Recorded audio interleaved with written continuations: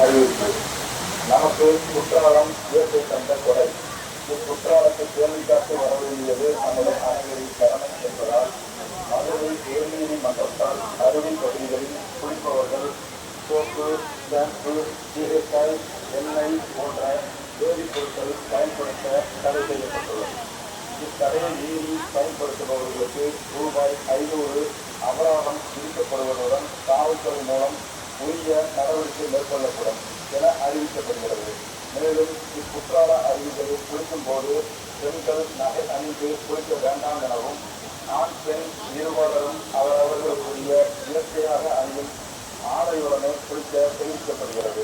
ஆண்கள் சட்டையுடன் குளிப்பதை அறவே தவிர்த்திடுமாறும் கேட்டுக் கொள்ளப்படுகிறது.